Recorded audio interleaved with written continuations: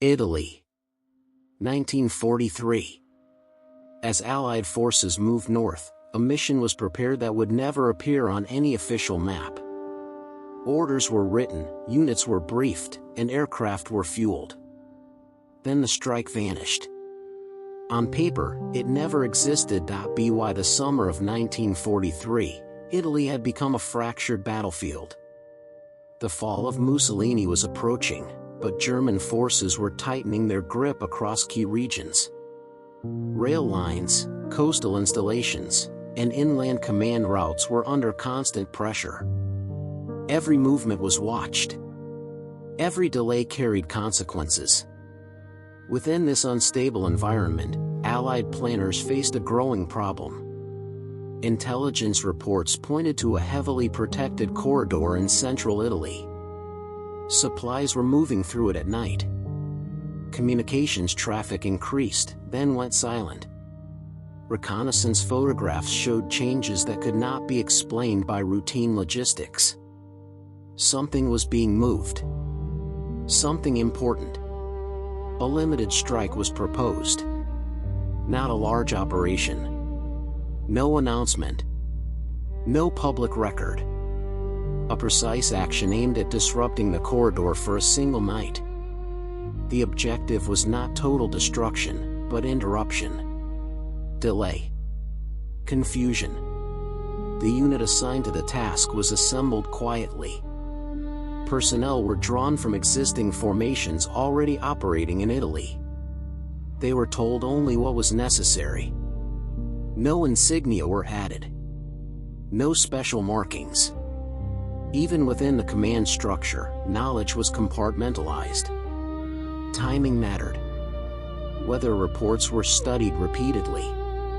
Moonlight was calculated. Wind patterns over the mountains were measured. The margin for error was thin. At the same time, doubts surfaced.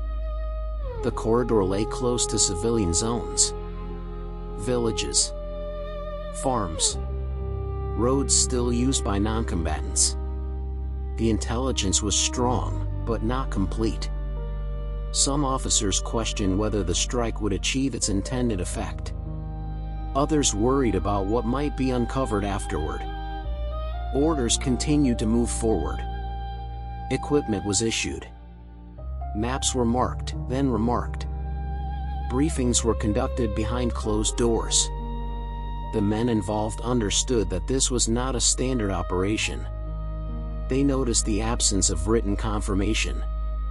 They noticed the way questions were redirected. On the evening before deployment, a revised directive arrived. It did not cancel the mission. It did not approve it either. It introduced conditions. If resistance exceeded expectations, the unit was to withdraw immediately. If visual confirmation failed, the strike was to be aborted. If communication was lost, there would be no recovery effort. These conditions were unusual. They suggested uncertainty at higher levels. A hesitation that had not yet reached a final decision. Still, the mission stood. Engines were checked. Weapons were cleaned. Silence settled over the staging area. At that moment, the operation existed. It had a purpose. It had participants. It had a time and a place. Soon, all of that would be erased. The mission began without ceremony. No speeches. No formal send-off. The unit moved under darkness, following routes that avoided known checkpoints and patrol patterns. Radio use was restricted. Signals were reduced to brief, coded bursts. As they advanced, signs of increased enemy presence became visible. Fresh tire tracks. Recently disturbed earth. Temporary barriers removed and rebuilt. The intelligence had not been wrong. Something was active in the area. Then complications emerged. Weather shifted earlier than predicted. Clouds moved in low and heavy. Visibility dropped. Landmarks became harder to distinguish. Navigation slowed. Time began to slip. At command level, new reports arrived. Intercepted transmissions suggested that the corridor might be a decoy.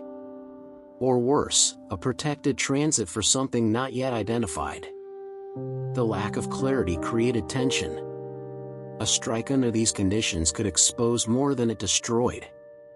A second directive was issued. It was shorter than the first. Less detailed. It emphasized restraint. It reminded commanders of political consequences. It did not use the word cancel. On the ground, the unit reached its designated observation point. From there, they could see movement.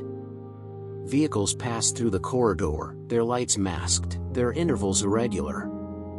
This was not routine supply traffic. Confirmation was requested. The response took longer than expected. Meanwhile, enemy patrols increased. The risk of engagement rose with every minute. The longer the unit waited, the more likely they would be discovered. A decision had to be made. Strike with incomplete confirmation. Or withdraw and leave the corridor untouched. At higher command, the discussion fractured. Some argued that the opportunity would not return. Others insisted that an unacknowledged operation carried unacceptable risk. If something went wrong, there would be no official support. No public explanation. No admission. The final message arrived encrypted and brief. Operation suspended. Immediate disengagement. No reasons were given. The order was relayed down the chain. The unit began to withdraw, carefully retracing its path. No explosives were deployed. No shots were fired. The corridor remained intact. But not everyone made it back. During the withdrawal, contact was lost with a small element operating on the perimeter. Radio silence followed. Search efforts were considered, then dismissed. The suspension order was absolute. By dawn, the unit had dispersed. Equipment was accounted for. Reports were filed, then amended. References to the mission were reduced to vague language. Coordinates were removed. Times were altered. Within days, the operation ceased to exist in any formal sense. What remained were unanswered questions and missing names. The consequences did not arrive immediately. They unfolded quietly, over weeks. The corridor remained active. Supplies continued to move. Whatever had passed through during that period was never conclusively identified.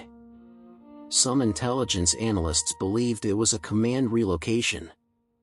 Others suspected experimental equipment. No proof survived. As for the missing element, there was no official investigation. Their last known position was marked, then erased. Without an acknowledged mission, there could be no acknowledged loss. Families received delayed notices. Carefully worded. Nonspecific. Phrases like missing during operations in Italy. No date. No location. No circumstances. Internally, records were adjusted. After-action reports referenced a training redeployment. Casualty lists were revised. Names were shifted to other files. In some cases, removed entirely. The strike itself became a liability.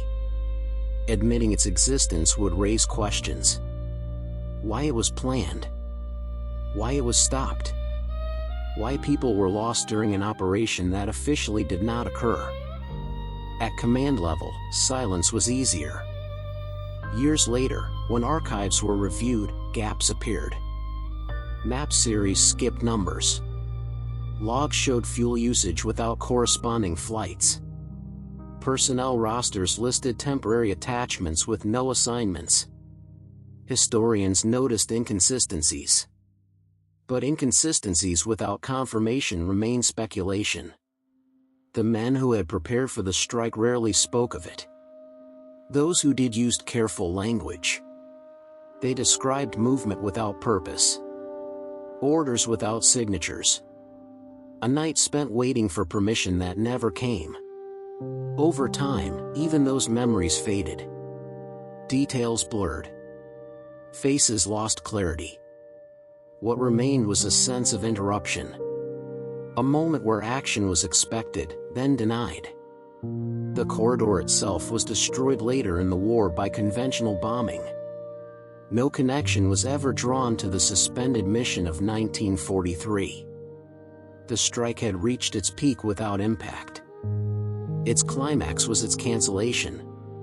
Its damage was invisible. There was no announcement when the mission ended. No signal to mark its conclusion. Only a quiet return to routine. The paperwork was minimal. What existed was revised. What could raise questions was removed. In later summaries, the night did not stand out. Dates blurred into one another. Movements were described without purpose. Orders without origin. The men who prepared for the strike were reassigned. Some returned to the front. Others were transferred elsewhere. Their shared experience was never recorded as such. Those who did not return were listed differently. Not together.